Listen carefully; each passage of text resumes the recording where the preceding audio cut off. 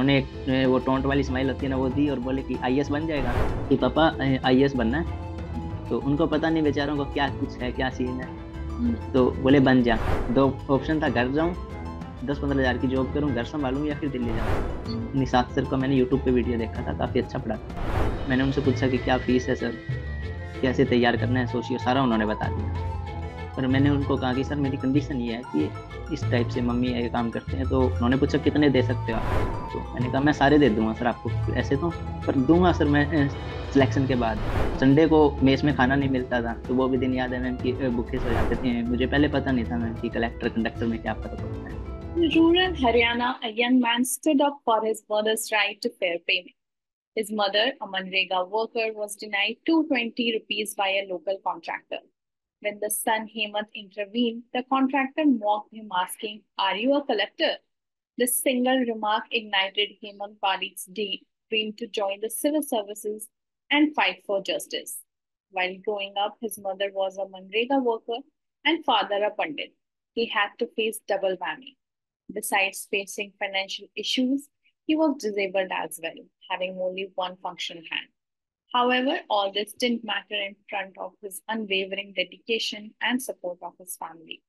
After a lot of struggle, he finally cleared the UPSC CSC 2023 with AIR 884. Hello and welcome to Indian Masterminds. This is Pallavi, and today I'll speak to Mr. Hemant Parikh about his struggles and journey to civil services. Please join me in welcoming Mr. Hemant Parikh. Thank you for joining, Mr. Hemant. So, how was it growing up in Rajasthan? If you can tell me about your childhood. जी ma'am, मेरा जन्म हनुमानगढ़ राजस्थान में हुआ है। और वहीं से मेरा 12th तक का जो पढ़ाई हुआ है मैम। शुरुआत में जैसे कि मेरा 5th तक का पढ़ाई जो है वो कन्या पाठशाला स्कूल में हुआ है, जो कि लड़कियों का स्कूल था। हाँ पर मेरे पास रिसोर्सेज नहीं थे और प्राइवेट स्कूल थे सारे, हाँ। तो वहां पर किया था मैंने। उसके बाद फिर 5th to 10th जो है वो महर्षि दयानंद से किया है। तो वहां पर भी केवल एक ही टीचर होते थे मैम, और फीस थी नहीं, तो वहां से कर लिया फिर हिंदी मीडियम से। फिर 11th में आए तो पता चला मैम कि सब्जेक्ट लेना होता है। पहले आइडिया ही नहीं था, पहले था कि आर्ट को छोड़ के कोई सब्जेक्ट नहीं होता। ओके। तो 11th में मेरे दोस्त, जी मैम, मेरे दोस्त लोग जाते थे तो उनके साथ मैं भी पास के गांव है छानी बड़ी, वहां चला गया। वहां पर पता चला कि मेडिकल है, नॉन मेडिकल है, एग्रीकल्चर है। और मेरे दोस्त एग्रीकल्चर में बैठ रहे थे, तो मैं भी उनके साथ में एग्रीकल्चर में बैठ गया, और उसी में मेरा एडमिशन कर दिया उन्होंने। तो मेरा फिर 12th का पढ़ाई है वो आर्य समाज छानीबड़ी से हुआ, और वो भी हिंदी मीडियम से हुआ। लेकिन 12th में टीचर अच्छे थे मैम, तो वहां पर जा करके पता चला भी क्या होता है आगे, कैरियर क्या है, आगे क्या करना होता है, आगे कैसे मतलब पढ़ाई करनी है। और वहां पे ही पता चला भी इंग्लिश भी एक लैंग्वेज है। ठीक है, 10th तक So तो था। till हाँ। then you didn't even know about this language. You are saying no that. Ma'am, ma'am एक इंसिडेंट है। जैसे 10th में मैं एग्जाम देने जा रहे थे, बोर्ड का एग्जाम था। तो हमारे जो एक टीचर होते थे स्कूल में, एक ही टीचर थे, उन्होंने मुझे कहा कि इसमें पास होना होता है। तो मैंने कहा सर 9th तक आपने पास कर दिया तो इसमें भी कर दोगे। Okay. हाँ। And Passing he marks was, are हाँ, fast, right? और ही वाज लाइक कि हाँ ma'am. In Bihar, I studied from Bihar board only, and here also we just need to, pass English. Thankfully, my school was good, so I got to learn the language. But yeah, in the board, you just need to pass. You don't need to score bad because that marks is not even added. So ये है. हाँ, 1 minute आप continue करना. I just want to interrupt you and ask you this. You said कि कन्या विद्यालय में you were studying. तो मुझे जानना है कि अच्छा दैट आई डेफिनेटली अंडरस्टैंड कि फाइनेंशियल इश्यूज की वजह से but is it allowed to for a ये boy child to be admitted in a कन्या स्कूल? मैम मैं अकेला लड़का नहीं था, मेरे जैसे कई और भी लड़के थे ओके। जिनकी फाइनेंशियल कंडीशन अच्छी नहीं थी। गांव में गवर्नमेंट स्कूल जो था वो आगे लड़कों का 6 to 10 था। तो ओके। 5th तक जो है वो हम कई बच्चे हो गए, तो हमारा नाम किसी और स्कूल में चल गया पास के गांव में, और हमें वहां पर क्लासेस हैं वो वहां पर ले लेते थे हम। तो इस तरह से हमें अलाउ कर दिया था। ओके। ओके। एंड देन हाँ। यू वर सेइंग कि एग्रीकल्चर में आपने एडमिशन लिया और फिर उसके बाद 12th उसी से कंप्लीट किया, यू कंप्लीटेड? जी मैम। मैम मैंने 10th में 60% आए थे मेरे।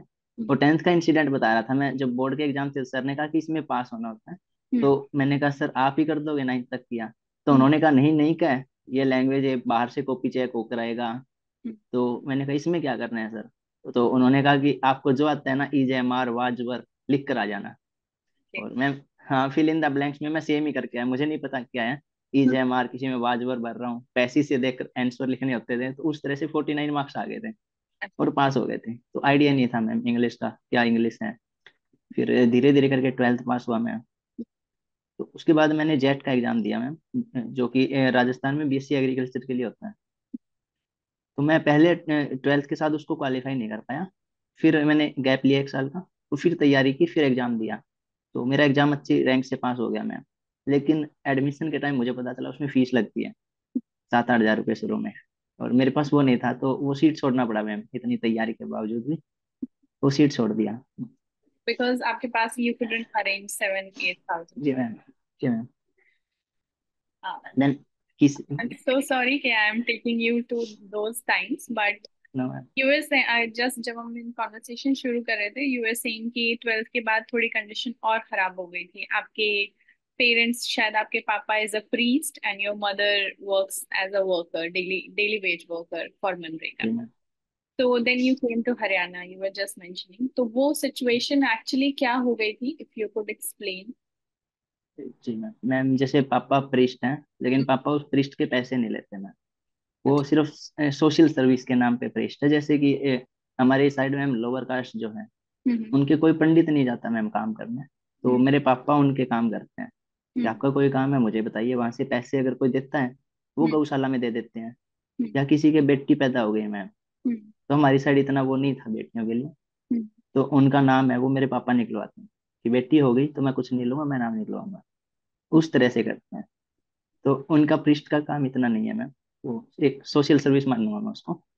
उसके बाद मम्मी की बात है मैम, तो जैसे मम्मी की चाइल्ड मैरिज हुई थी शुरू में। हम्म. और शादी जब 13 साल के थे मम्मी, 12-13 साल के, हम्म. तो उसी टाइम जॉइंट फैमिली से न्यूक्लियर में आ गए थे। हम्म. तो सारा कुछ मम्मी ने संभाला। उस टाइम तो मनरेगा भी नहीं था, तो दूसरे के फील्ड में 13 साल की उम्र में काम करना मैम, वहां से लेकर के फिर धीरे धीरे जब मनरेगा आया तो मनरेगा में काम करते, वहां से छुट्टी लेकर के दूसरों के फील्ड पे काम करते। इस तरह का सिचुएशन था। और मेरे पापा में शारीरिक रूप से भी ठीक नहीं रहते, तो उन्हें दिक्कतें बढ़ गई थी।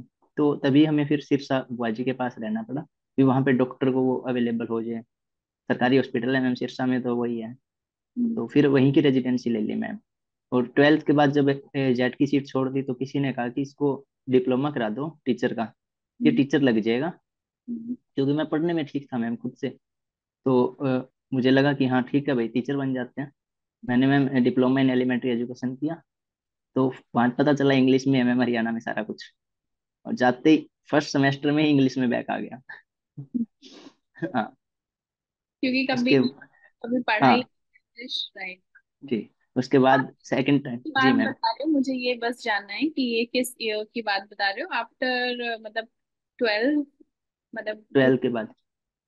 ये ईयर मैं पूछ रही हूँ 2012 या उसके मतलब किस ईयर आपने 12th पास किया था, मैम ये 2000 16 बैच था मैम मेरा। जैसे. ये हाँ। मुझे थोड़ा सा वही, बिकॉज एक टाइम, ये इस टाइम पे ना इमेजिन करना, बिकॉज हाँ ऑब्वियसली ऐसे अभी भी लोग हैं which are struggling with the same thing, but I can definitely, because मैं भी बिहार से आती हूँ, हैव सीन कि एक एरिया बहुत ज्यादा बढ़ गया है एंड देन है जो बिल्कुल वहीं पे पहुंचा हुआ है, शायद वहां बच्चों को एक्चुअली अभी इंग्लिश और कंप्यूटर भी बहुत बच्चों ने अभी भी बिहार के कई जगहों पे नहीं देखा होगा. अब भी नहीं आता मैम। तो वही यू वर सेइंग कि वहां पे बैक आ गई, मतलब यू वर डूइंग हाँ diploma in elementary education, right. जी मैम। देन सेकंड ईयर में फिर दोबारा दिया मैंने एग्जाम, सेकंड सेमेस्टर में। उसी का एग्जाम होता है फर्स्ट सेमेस्टर बैकलॉग का। फिर मैम उसी में बैकलॉग आ गया। जिससे तो इंग्लिश. हाँ, यस मैम। और इंग्लिश इतना बुरा था मैम, उसमें ग्रामर आया था। तो मेरी एक दोस्त है कोमल, ठीक है, उससे मैं डिस्कस करता था सारा। तो उसने पूछा कि इसमें क्या करके आए हो, मैं कि अब की बार पास हो जाऊंगा। कि इसमें ग्रामर में क्या किया है? तो ईट का थर्ड फॉर्म लिखना था मैम, मैं इटड लिख कर आ गया। ओ. हाँ. तो तो फिर होता है, तो ये तो होता है, अगर आपको नहीं आता है, शुरू में बच्चे तो करते ही हैं गलती. हम्म, तो जी इंग्लिश को कैसे फिर कैसे ओवरकम किया. जी मैम। मैम फिर मैं घर वालों से झूठ बोला कि मैं JBT में पास हो गया हूँ। और मुझे सीटेट की कोचिंग करने के लिए पैसे चाहिए। अच्छा। तो उन्होंने मैम 3-4 हजार जो भी हो सकता था उनसे किया, और कुछ मैंने इधर उधर दोस्तों से लिए, और मेरे पास 5-7 हजार रुपये हो गए। तो मैंने आईलेट्स की कोचिंग में मैम पैसे लगा दिए सारे। घर वालों को बोल रहा हूँ कि मैं सीटेट की कर रहा हूँ, पर मैं जो एक्चुअल में वो इंग्लिश की कोचिंग कर रहा था, आईलेट्स की। वहां से मैंने इंग्लिश सीखा मैम। फिर मेरी दोस्त ने मेरा फॉर्म भरा दिया था मैम, साथ ही साथ ICAR का होता है ma'am, Indian council of agriculture research. तो मेरा दोस्त पंकज और कोमल है, उन्होंने फॉर्म फिल करवा दिया। और उन्होंने कहा तू पेपर तो दे, क्या पता हो जाए। वो BSc एग्रीकल्चर कराते हैं मैम ऑल इंडिया लेवल पर। उसमें पर मंथ 3 हजार रुपये स्कॉलरशिप मिलता है। तो फर्स्ट टाइम मैंने वो एग्जाम दिया मैम, तो मेरा कंप्यूटर है वो हैंग हो गया, और मेरे को इतना चलाना आता नहीं। तो वो एग्जाम होना नहीं था, पर भगवान ने सुनी मैम, और पेपर कैंसिल हो गया। फिर ओहो। दूसरी टाइम मैंने एग्जाम दिया, बहुत बढ़िया रैंक के साथ मुझे मैम श्री करण नरेंद्र एग्रीकल्चर यूनिवर्सिटी जॉबनेर में मेरा एडमिशन हो गया। और जी, ग्रेजुएशन की।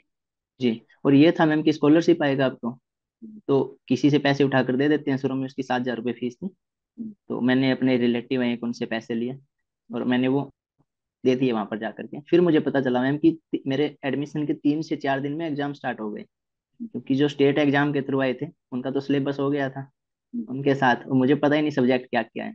फिर वहां पर जाते ही बैकलॉग आ गया बायोकेमिस्ट्री में, और मेरी स्कॉलरशिप वहीं बंद हो गई। जिसके भरोसे मैं गया था वो, और उसके बाद जो जिनसे पैसे लिए थे वो भी अपने पैसे मांग रहे थे, भाई पैसे दे मेरे। मैं 1-2 महीने का बोल के गया था। तो उस टाइम लगा मैम कि अब छोड़ देते हैं।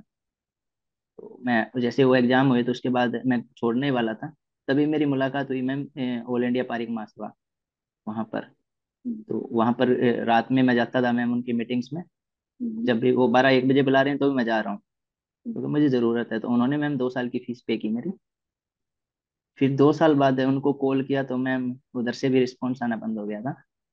तो फिर लगा यार अब तो छोड़ना पड़ेगा। फिर काम देखा इधर उधर, तो काम करेंगे मैं कोई 10-12 हजार में अच्छे से। तो तभी मैंने सोचा ही था छोड़ने का, तो मेरी सीनियर से मुलाकात हुई। वो स्वास्तिक फैमिली है एक कॉलेज में। क्योंकि मैम सही बताऊं, ऑनेस्टली बोल रहा हूँ मैम यहाँ पे मैं, कि कास्टिज्म बहुत ज्यादा है। ठीक है। तो कॉलेज में कास्टिज्म है, कास्टिज्म के नाम पे अलग अलग ग्रुप बने हुए हैं। जैसे कि अगर कोई ओबीसी जाट है तो उनका अलग ग्रुप है, अगर कोई कुमावत है उनका अलग है, ब्राह्मण है उनका अलग है, SC ST से उनका अलग ग्रुप है। उसी हिसाब से मैम स्वास्थ्य ग्रुप था, उसमें मोस्टली जनरल कास्ट के थे। ठीक है। मैं भी जनरल कास्ट का था, उन्होंने मेरी हेल्प की मैम, 1.5 साल की मेरी फीस पे की। ठीक। उसके बाद लास्ट 6 महीने मेरे दोस्तों ने फीस पे की, और इस तरह से मेरा कॉलेज हो गया मैम। संडे को मेस में खाना नहीं मिलता था, तो वो भी दिन याद है मैम कि भूखे सो जाते थे कि फास्ट आज तो सूर्य भगवान का। तो सूर्य भगवान के फास्ट किए, और उसका नतीजा है कि सिलेक्शन हो गया मैम। और अभी मैं आपकी यूपीएससी पे इस तरह आपकी ग्रेजुएशन हुआ और डायरेक्ट यूपीएससी का सोचा आपने, या यू टुक अ ब्रेक और डिड एनी जॉब? मैम इसका एक इंसिडेंट था कि मुझे पहले पता नहीं था मैम कि कलेक्टर कंडक्टर में क्या फर्क होता है। हाँ, तो वो आप, हमारी मैं रोक हमारी जी मैम। रोक रही हूँ आपको। दो कहानी है जो मुझे आपसे जाननी है। एक तो शायद वो कॉन्ट्रैक्टर वाली, और एक आपने रैगिंग का जिक्र किया था। जी मैम। उससे पहले मैं, चूंकि अभी आप अपनी एजुकेशन जर्नी बता रहे थे, और हम बहुत जल्दी में निकल गए आपके मम्मी पापा, स्पेशली मम्मी के बारे में बात करें, तो I really want to know, because as you said कि mostly she was the earning bread member, winner. Earning member in your family. तो हाउ डिड her, मतलब she influenced your personality while you were growing up? जी ma'am. Ma'am मैं मेरी mummy से ही सीखा हूँ बहुत कुछ। सबसे पहले तो मैं मम्मा ही थी सीखा हूँ, जो कि मेरी UPSC में काम आई है। मेरी मम्मा जी सुबह उठती है मैम 4:30 बजे। उठने के बाद चाय बनाते हैं, घर का सारा काम करते हैं। इतना करने के बाद वो मनरेगा में जाते हैं, सेम वही काम करते हैं। वहां से आते हैं घर पे, थोड़ा चाय पिया, फिर किसी के फील्ड पर निकल जाते हैं काम करने। फिर शाम को आते हैं थके हुए, फिर भी वो काम करते हैं। फिर रात में सोते हैं मैम 10-11 बजे, फिर वो 4:30 बजे उठते हैं। सेम रूटीन वो मैम इतने सालों से फॉलो कर रहे हैं। और मुझे तो मैम मेरी जर्नी में अगर मैं बताऊँ UPSC में, तो यही सोचा था कि मैं मम्मा इथिक्स फॉलो करूंगा। मेरी माँ जब इतने साल से नहीं थक रही, बोर फील नहीं कर रही, तो मुझे तो पंखे के नीचे बैठकर पढ़ना ही है। तो मैं क्यों थकूं मैम। तो मेरा वो मोटिवेशन था मैम सबसे पहले, और उसी ने मेरी जर्नी को एक अलग मोड़ दिया है। और फिर आप कॉलेज में जब पहुंचे, वो आपने बता ही दिया बिकॉज इट वाज स्ट्रगलिंग, क्योंकि स्कॉलरशिप बंद हो गई थी। तो ऑब्वियसली आपकी आपकी मम्मी तो ऑलरेडी स्ट्रगल कर रही होंगी, बिकॉज पापा का भी बहुत ज्यादा सपोर्ट नहीं था। देन जी। वही एक इंटरव्यू में आपने कहा था कि रैगिंग के दौरान शायद किसी ने बोला आपको कि क्या बनना है, कलेक्टर बन के दिखाओ जी। ऐसा कुछ। तो वो एक बार अगर आप मुझे वो डिटेल में शेयर करें कि जी क्या हुआ था एक्चुअली। मैम, वो बात मुझे तब लगी थी क्योंकि इसका एक पहले स्टोरी थी मैम। जो मैं घर गया मैम एक बार, तो मेरी माता जी हैं, वो रो रहे थे। मैं पास पहुंचा तो वो गले लग के रोने लग गए, क्योंकि हमारी साइड में मनरेगा में काफी ज्यादा लोग पोल्स देखने को मिलता है कि पीछे से गवर्नमेंट से 200 से 220 रुपए आते हैं, पर मनरेगा कर्मचारी है, उनको 60 70 80 पर डे यही मिलते हैं। बाकी पता नहीं मैम कहाँ घिसते हैं, लेकिन मिलते नहीं है उनको। तो अगर पानी पिलाते हैं मनरेगा में, घर से एक मटका उठा के लेके जाना होता है, 3 4 किलोमीटर जहाँ पर आपकी ड्यूटी है, वहां पे उनको पानी पिलाओगे तो आपको 20 रुपीज एक्स्ट्रा मिलेंगे। तो मेरी मम्मी ने मैम 14 दिन तक पानी पिलाया था, घर से लेकर जाते इतना बोझ, उनको पानी पिलाते फिर वापस आते। तो फिर भी उनके मैम सेम ही रुपए आए थे, वो 20 रुपीज एक्स्ट्रा नहीं आए थे। और उस 20 रुपए के लिए मेरी माँ रो रहे थे। 220 नहीं, उनको 220 नहीं चाहिए थे, उनको सिर्फ वो 20 रुपए चाहिए थे कि वो तो मेरे हक के थे। तो वो गले लग के रोने लग गए। तो मैंने कहा ये तो गलत है, 20 रुपए तो आने थे, बहुत थे मैम हमारे लिए तो उस टाइम मैं गया मैम वहाँ पे ऑफिस में। और इवन मेरा एक दोस्त था, वो उसी ऑफिस में काम कर रहा था। मैं उसी उम्मीद से गया था, मेरा तो दोस्त है, अपना तो काम हो जाएगा। तो जाते इस रूम में तो उन्होंने समझाया, सेक्रेटरी वो बैठे थे कि ये थोड़ा देखना पड़ता है, पॉपुलेशन ज्यादा है, डिस्ट्रीब्यूशन करना पड़ता है, आप नहीं समझोगे। मैंने कहा सर एक बार रिकॉर्ड दिखा दीजिए, वो 20 रुपए कहाँ गए हैं, फिर मैं चला जाऊंगा। तो वो गर्म हो गए मैम, बोले ज्यादा कलेक्टर मत बना हम पे। मुझे लगा मैम कंडक्टर का बोल रहे हैं, और इतना गर्म बोले तो मैं बच्चा था मैम, मैं डर के मायूस होकर के घर आ गया वापस। और कुछ नहीं, वो ठीक है, मैं कोई ना, कभी आएंगे तो देख लेंगे। तो उसके बाद फिर मैं कॉलेज में था मैम, फर्स्ट ईयर में, तभी रैगिंग चल रहा था हमारा। और साथ में ट्रीट और रैगिंग एक ही बात है वहाँ पे। तो उस टाइम सीनियर सबसे पूछ रहे थे किसको क्या बनना है, किसको क्या बनना है। मैं मैम जेबीटी फैल बंदा, मुझे क्या पता कि क्या बनना है, आगे अपॉर्चुनिटी क्या है। तो सब कोई बोल रहा है सुपरवाइजर बनूंगा, किसी के पापा की कंपनी थी, कोई बोला पोस्ट ग्रेजुएशन करूंगा, एपी बनूंगा, असिस्टेंट प्रोफेसर, ये सब चल रहा था। तो मेरी turn I ma'am, last turn मेरी थी। तो मैं खड़ा हो गया, मैंने कहा कि सर मुझे नहीं पता क्या बनना है, आप बता दीजिए, मैं वो बन जाऊंगा। वे मुझे नहीं पता मैम क्या अपॉर्चुनिटी आ गई इसमें, मैं नया हूँ इस फील्ड में। तो सारे हंसने लग गए मैम कि इसका विजन ही क्लियर नहीं है। और उस टाइम शर्म सी भी आई। फिर मैंने कहा सर मुझे पता नहीं है इसको क्या क्या है, बता दीजिए। तो उन्होंने एक वो टोंट वाली स्माइल होती है ना, वो दी और बोले कि आईएएस बन जाएगा। तो मुझे लगा मैम सुपरवाइजर की तरह एग्जाम होगा। मैं कहा ठीक है सर बन जाऊंगा, एक पेपर है कि तो वो बता दो क्या पढ़ना है। तो अभी मेरे पास 3 साल है, 4 साल कॉलेज के, मैं पढ़ लूंगा। तो उन्होंने कहा पहले सर्च कर लियो, फिर देखियो, फिर बोलियो। वो कहीं ना कहीं एक लग सा गया था मैम कि हाँ ठीक है, देखता हूँ इसको तो क्या है। मैं रूम पर आया, फिर एक सुमंत भैया दिल्ली रहते थे, उनको फोन किया मैंने, भैया आईएएस बनना है। तो उन्होंने भी, मैं उनको पता था दिल्ली रहते हैं क्या होता है, उन्होंने कहा थोड़ा रुक एक बार, कोई और तैयारी कर लेते हैं, बाद में देखेंगे हम। मैंने कहा नहीं भैया बनना है। तो बोले देख ले। हाँ। ये फिर इससे पहले आईएएस सुना नहीं था कभी, बिकॉज जहाँ आप एरिया में नहीं ma'am, collector, may be IAS नहीं बट कलेक्टर तो लोग जान जाते हैं ना, जैसे आपको, जैसे अब मैं। मैम हमारे एरिया में कभी विजिट नहीं हुआ था मैम। अच्छा, कभी कोई कलेक्टर आए ही नहीं। नहीं मैम, ओके, तो तो वही था। तक हाँ। ये वर्ड ही नहीं मालूम था शायद आपको। नहीं मैम, कलेक्टर कंडक्टर में फर्क नहीं, अब भी नहीं पता मैम, बहुत से बच्चे हैं, मेरा यूपीएससी हो गया तो गांव में तो वो है कि कलेक्टर बन गया, लेकिन बहुत बच्चों को पता ही नहीं कि क्या है। मुझसे पूछते हैं कि आप बने क्या हो, क्या काम होता है, अब भी नहीं पता मैम, बहुत ज्यादा बैकवर्ड टाइप का एरिया। तो तभी मैम सुमंत भैया ने मुझे 2 3 चैनल भेजे यूट्यूब के, वहां से मैं टॉक पर टॉक देखना स्टार्ट किया, धीरे धीरे सबकी बुकलेट्स लिख रहा हूँ मैं। फिर एक वीडियो आया मैम कि उसमें था कि कलेक्टर, आईएएस से कलेक्टर बनते हैं, ये पता चला उस वीडियो से। और मैंने मैम उस वीडियो को अच्छे से देखा, तभी ठान लिया, फिर मेरे को याद आ गई तुम कहीं का कलेक्टर है क्या। और आई वाज लाइक मैम कि अगर ये बन जाऊंगा तो शायद मैं जस्टिस कर सकता हूँ, मेरी माँ जैसी पता नहीं कितनी माएँ हैं। तो मैम उसी दिन ठान लिया था कि कुछ भी हो जाए मैं तैयारी इसकी करूंगा। सबसे बड़ा चैलेंज आया मैम मीडियम का, मैं हिंदी मीडियम से पला बड़ा हूँ मैम, शुरुआत से ही। इंग्लिश में तो इटड वाला था मैं। तो मैंने 2 महीने हिंदी में तैयारी की, और जो यूट्यूब पे लेक्चर आते थे वो देखता, उनको नोटबुक में लिख लेता, क्योंकि किताब की खरीदने के पैसे नहीं थे उस टाइम में। कॉपी में नोट डाउन करता गया। फिर मैं एक दिन कोई लाइब्रेरी में बोला कि रिजल्ट नहीं आता हिंदी मीडियम का।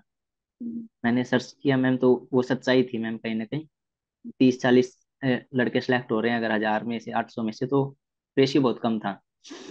तो फिर मुझे लगा कि मैं इंग्लिश में करता हूँ। तो मैंने 6 से एनसीईआरटी स्टार्ट किया। कि मैं एवरेज स्टूडेंट था, तो मुझे नॉलेज नहीं था इतना कुछ। 6 से मैम जो भी पढ़ता मैं उसी को एक पेज पे लिख देता, जो भी पढ़ रहा हूँ उसको लिख देता। इस तरह से इंग्लिश भी इम्प्रूव हो गया, और धीरे धीरे तैयारी में मजा आने लग गया कि याद हो रहा है मुझे। इसमें मेरा रोल अगर मैं कहूँ तो, जी मैम। ओके, आपको ये आपने तैयारी जो है ग्रेजुएशन जो आप कर रहे थे 4 साल का, उसके दौरान ही शुरू की या उसके बाद? मैम सेकेंड ईयर के फर्स्ट सेम से स्टार्ट की थी मैम कॉलेज में। हाँ, you can continue, you were saying तो कि। उसमें मैम सोनू जैन सर थे मेरे। तो उन्होंने इंटरव्यू दिया था यूपीएससी का, मुझे पता चला कहीं से। तो उनसे गाइडेंस मिला मैम बहुत, कि कैसे पढ़ना है, क्या पढ़ना है। फिर टोन्ट्स तो मैम बाकी सारे मोस्टली टीचर थे कॉलेज के मैम, टोन्ट्स ही मारते थे। क्योंकि मेरा ये था मैम कि मैं यूपीएससी कर रहा हूँ, तो कॉलेज में इतना सीरियस नहीं था। तो सब बोलते थे कुछ नहीं होगा, ये नहीं होगा, सुपरवाइजर कर ले, ये कर ले। बहुत टोंट मारते थे। स्पोर्ट मिला तो एक स्टैटिस्टिक में मनोज शर्मा सर है, उनका मिला, सोनू जैन सर का मिला, पीएस शेखावत सर का। इन 2-3 टीचर थे मैम जिनका अच्छे से सपोर्ट था। एक चिरंजीवी कुमावत सर थे, उनका भी था, उन्होंने एनसीईआरटी दिया था ज्योग्राफी का। तो इस तरह से बाकी सब टोंट मारते थे, साथ वाले भी मैम, कि तुम अगर 60% में आईएएस बनेगा 10th में, हमारे 90 है, हम तो पीएम बनेंगे सीधा। तो इस तरह के टोंट, हाँ। कुछ बोलते थे यूपीएससी का फुल फॉर्म, जैसे मैंने गाँव में बता दिया था मैं यूपीएससी कर रहा हूँ। होता है ना मैम, थोड़ा एक वो भी होता है कि मैं यूपीएससी कर रहा हूँ, थोड़ा ईगो सा आ जाता है। मैं बताया तो लोग बोलते रोक रोक के, यूपीएससी का फुल फॉर्म पता है, 18-18 घंटे पढ़ना पड़ता है, प्रियम्बल सुना, इस तरह के टोंट होते थे।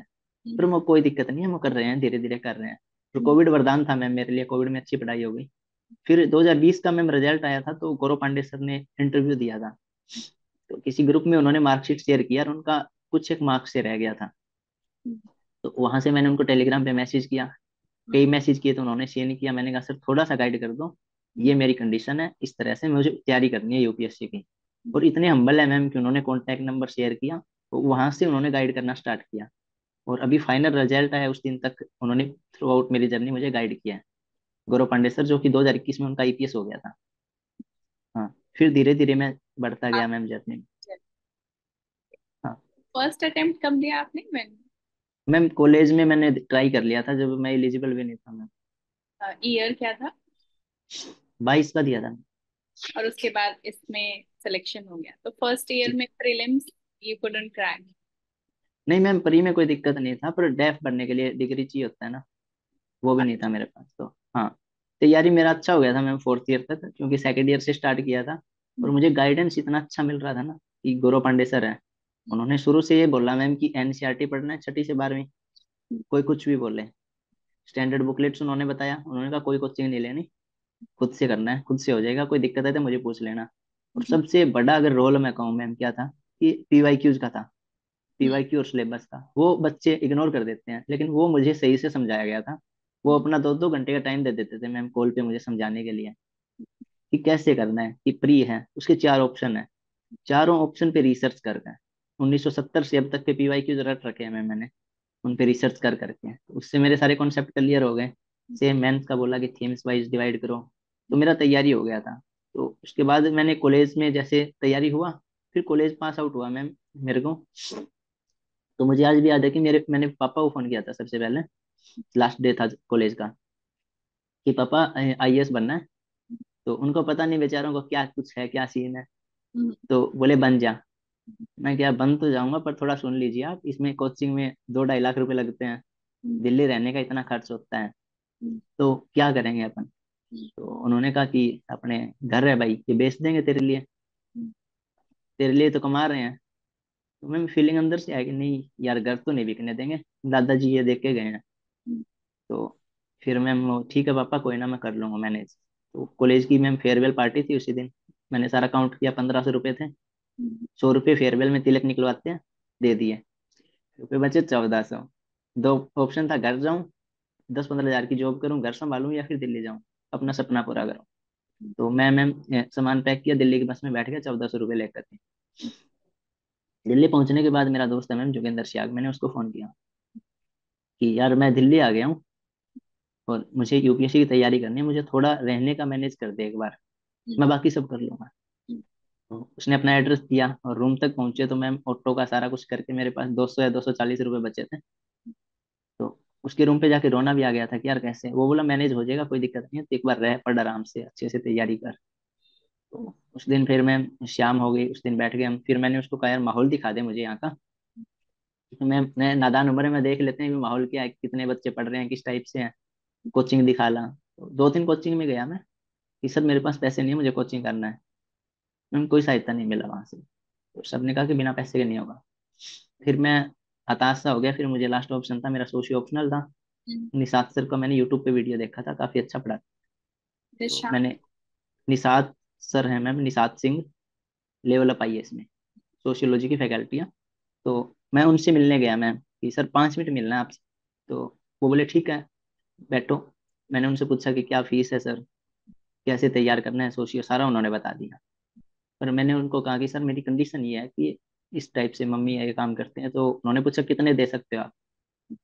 तो मैंने कहा मैं सारे दे दूंगा सर आपको ऐसे तो, पर दूंगा सर मैं सिलेक्शन के बाद, अभी मेरे पास पैसे नहीं है, कुछ भी नहीं है, अभी तो 200 या 240 रुपये हैं। तो मैम सर भी हम्बल थे काफी, उन्होंने कहा कि शाम को क्लास है अपनी, तू बैठ जाना क्लास में। हाँ मैम, फीस नहीं थी, फिर उन्होंने एडमिशन दे दिया मुझे क्लास में।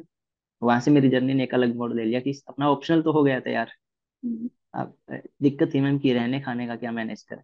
तो मैं रूम पे आया, मैंने इधर लाइब्रेरी में काम देखा, मुझे काम तो मिल रहा था मैम। पर तभी एक सज्जन से मुलाकात हुई। उन्होंने श्री मांगेलाल जी पारिक, श्री अविनाश जी पारिक, श्री राजकुमार जी पारिक, वो बिजनेसमैन है मैम, तो उनके बारे में बताया कि आप उनसे बात कीजिए, शायद आपकी सहायता करते हैं। और मैम कास्टिज्म हर जगह देखने को मिलता है, थोड़ा कुछ भी कहो। तो मैं उसी बहाने गया कि मुझे अपना सपना पूरा करना है। मैं उनके पास गया, उन्होंने कहा हाँ कौन हो आप बताइए, किससे मिलना है। तो मैंने कहा मांगीलाल जी पारिक से मिलना है। तो वो बोले मैं ही हूँ, आप बताइए क्या काम है। तो उन्होंने बैठाया, मैंने उनको सारा बताया कि मुझे यूपीएससी करना है, मेरा ये बैकग्राउंड है। उनको परसेंट भी बताया मैम कि 10th में 60 है, 12th में 70 है, ग्रेजुएशन में 60 है। तो फिर थोड़ा हो ही जाता है ना मैम कि ये तो टॉपर ही करते हैं। बोले यार कुछ और देख लो एक बार, एसएससी उसमें कर देंगे हम सपोर्ट को कोई। तो मैंने कहा नहीं सर मुझे यूपीएससी करना है। तो उन्होंने कहा चलो आपकी इतना ही है तो हम परी तक करते हैं आपका, आगे के आगे देखेंगे। तो मैम उन्होंने प्रीलिम्स तक मेरा रहने का खाने का पटेल नगर में कर दिया दिल्ली। सोची सोचिए मेरा कोचिंग हो ही गया था वहां से। फिर जर्नी ने एक अलग मोड़ ले लिया, और फिर मेरे पास डू और डाई था, तो मैं ये था कि सिर्फ पढ़ना है, और दोस्त भी वो बनाने हैं जिन्होंने मेंस दे रखा है या इंटरव्यू दे रखा है। मुझे कुछ भी नहीं करना, और कोई सोशल मीडिया नहीं है, कुछ भी नहीं है, सिर्फ पढ़ाई है। वहां से मैम आपके सामने है। एक ही सोच के रखा था कि only one attempt you'll give, या you were prepared to give more? Ma'am नहीं मैम, डू और डाई था मेरा, क्योंकि मेरे पास ऑप्शन नहीं था मैम दूसरा एक कि, ही हाँ करना मैंने उनसे यही कहा था कि एक अटेम्प्ट के लिए एक चांस दे दो मुझे, मैं कर लूंगा। पता नहीं कहाँ से भरोसा आ रहा था। था। और परी का रिजल्ट आया मैम, तो भगवान की दया से उस लिस्ट में नाम था। तो उसके बाद फिर मेंस के लिए मैम मैं बहुत परेशान था कि कोचिंग के तो पैसे नहीं है, रहने खाने का तो हो गया, टेस्ट सीरीज भी लगानी होती है। तो मैम परी के लिए मैंने कोई टेस्ट सीरीज नहीं लगाई थी, सिर्फ पीवाईक्यूज किए थे। और सीनियर की सपोर्ट थी मुझे, जैसे विजय वर्धन सर थे जो कि आईएएस हैं 2020 बैच के, उनका सपोर्ट मिलने लग गया कि कैसे पढ़ना है। फिर नरेश राजेरा जी मेरे जैसे बैकग्राउंड से थे, उनका सिलेक्शन हो गया था 2019 में, आईआरटीएस बने हैं, उनसे मोटिवेशन मिला, उनसे मिला। तो उसके बाद प्रीलिम्स निकल गया। फिर मेंस में मैं चाय की दुकान पे बैठा था और उदास सा था बिल्कुल, प्री का रिजल्ट आया उस दिन। तो मेरे पास एक रजत सर आए, उन्होंने इंटरव्यू दिए थे पहले तो मैंने उनसे पूछा कि, उन्होंने मुझसे पूछा कि उदास क्यों है। तो मैंने कहा सर मेरा प्रीलिम्स हो गया। तो वो हंसने लगे कि यार खुश हो ना, जिनका नहीं हुआ उनसे पूछ। Right. हाँ You have got the opportunity to give me, हाँ मतलब तो जी वो मैम। भी नहीं मिल पाता है। And हाँ, yeah, so yeah, तो so मैंने कहा कि सर मेरे पास, मुझे ये नहीं पता कि मेंस की डिमांड क्या है। और मुझे ना तो पहले ये था कि मैंने कोई टेस्ट सीरीज ज्वाइन किया, खुद से आंसर लिखे हैं जितने लिखे हैं। तो फिर उन्होंने कहा चल मेरे साथ बैठता हूँ, वो 1 घंटा बैठे, उन्होंने समझाया कि कैसे अप्रोच करना है मेंस को। तो तरीका पसंद आया मैम उनका। और मैंने उनसे पूछा कि आप इस बार, मैंने स्किप किया इस बार, मैंने कहा सर आप गुरु बन जाइए, और कुछ भी करिए, आप 3 महीने मेरे साथ रहिए, मैं 18 घंटे की साल हूँ। अगर आप बोलोगे तो आप बस बता दीजिए क्या पढ़ना है, कहाँ से पढ़ना है, कैसे अप्रोच करना है। और मैम वो है ना कि all the world conspire to fulfil your dream if your intentions are good, वही हुआ। वो सामान लेकर के मेरे रूम पे आ गए मैम, और 3 महीने मेरे साथ रुके हैं वो। हाँ मुझे। आपको उस साल उन्होंने अपना अटेम्प्ट नहीं दिया था? हाँ, और मैम खुशी की बात यह है कि मेरा जीएस और एसए में स्कोर सबसे बढ़िया है। तो उन्होंने गाइड किया मैम जीएस के लिए सारा, मैंने कोई टेस्ट रिजॉइन नहीं की, पैसे नहीं थे, मैं मार्केट से उठाता, वो क्वेश्चन मुझे सेंड करते सुबह, 3-4 क्वेश्चन खुद का लाइब्रेरी में पढ़ते, तब मैं उनको 1 घंटे में लिख के भेजता, फिर वो मुझे रिव्यू देते हैं। अगर 0 नंबर आ रहे हैं तो बोलते 0 लिखा है बिल्कुल, ठीक है। तो वो बताते रहते कैसे कहाँ इंप्रूवमेंट करना है। और मेरा ये शुरू से उसूल रहा है मैम कि गुरु जिसको बोल दिया, उसने गलत भी बोला है ना, तो मैं उसको एक्सेप्ट करूंगा कि हाँ ठीक है, वो जो बोल रहे हैं, इग्नोर नहीं किया कभी भी। तो उसके बाद जैसे सोशियो में नितिन सर मिल गए सर, हम्म। नितिन सर और अरविंद सर थे। फिर मेंस में मैम साथ में दिव्यांशी मैम थे, हिमांशु सर थे, उन सबका सपोर्ट मिला। और भगवान की दया से जब मेंस की लिस्ट देखी तो उसमें नाम आ गया मैम। और फिर था इंटरव्यू के लिए, क्योंकि जब मैं डेफ भर रहा था मेंस के लिए इंटरव्यू के लिए, तो मैं इंग्लिश मीडियम भर रहा था, किसी ने डरा दिया फिर कि यूपीएससी सिर्फ एक क्लास को लेती है, आप जैसे बैकग्राउंड के तो वहां नहीं जा सकते। मैंने कहा कैसे। यहाँ पे फिर इंटरप्ट कर रही हूँ आपको। जैसे जिस आप 2023 में यू क्लियर्ड, इससे पहले there have been many stories like you. एक तो मूवी भी बनी है on Manoj Kumar Sharma, he comes from a similar background although he is from general category, but he had his fair share of struggle. और भी बहुत सारी स्टोरीज हैं इस तरीके की कि भी, जैसे कई ऑफिसर्स हैं, may be you have seen them, जैसे अवनीश शरण and all, who keep posting, sharing their mark sheet and kind of awareing students कि नहीं, ऐसा नहीं है कि 90% वाले ही बन रहे हैं। स्टिल 2023 में पीपल आर सेइंग यू, मतलब सेइंग टू यू कि 60% वाले नहीं बनते हैं, इंटरव्यू में एलीट क्लास ही जाएगा, लाइक हिंदी मीडियम है जैसे नहीं। तो वो मैं जानना चाहती हूँ, लाइक ये माइंडसेट अभी भी कैसे एग्जिस्ट कर रहा है? If you have any opinion on that. Ma'am कुछ जैसे कि ज्यादातर हम देखते हैं कि आईआईटी वाले ज्यादा निकाल रहे हैं, तो लोगों को सिर्फ वो दिख रहे हैं कि आईआईटी वाले निकाल रहे हैं, वो नहीं दिख रहे जो आर्ट्स वाले होते हैं ना, वो उनके पीछे कवर हो जाते हैं मैम, ठीक है, उनके बैक में चले जाते हैं। वो मच जाता है यूट्यूब पे, अगर एक रील भी आ गई कि आईआईटी वालों ने इतने निकाल दिए, सिर्फ लोगों को हो जाएगा। जैसे मैंने कोई वीडियो डाला है तो उसमें कमेंट आते हैं कि बहुत अच्छा लगा सुनकर कि एग्रीकल्चर वाला भी कोई आया है। अरे भाई तुम रिजल्ट देखो निकाल करके, एग्रीकल्चर वाले बहुत ज्यादा हैं। बहुत ज्यादा लोग वो हैं जो सिर्फ 40% के भी, 50% भी हैं जिनके, उसके बाद भी वो टॉप रैंक ला रहे हैं। वो कोई नहीं देखता, सिर्फ ये है कि उसके 92 है, उसके 98 है, उसका हो गया एक का, उनकी रील्स वायरल होगी ज्यादा से ज्यादा, और लोगों के मन में वही बैठ जाएगा। और एक अपनी सोसाइटी भी है मैम कि टांग खींचने में ज्यादा भरोसा करती है, कि इसकी टांग खींच दे कैसे भी, तो वही होता है सबसे ज्यादा। और अभी मैं बता दूं मैम कि जो टॉपर थे मेरी क्लासों के, उनके फोन आ रहे हैं मेरे पास की स्ट्रेटजी बता दो। तो मैं भी ऐसा। पूछने वाली हूँ, स्ट्रैटेजी बता दो।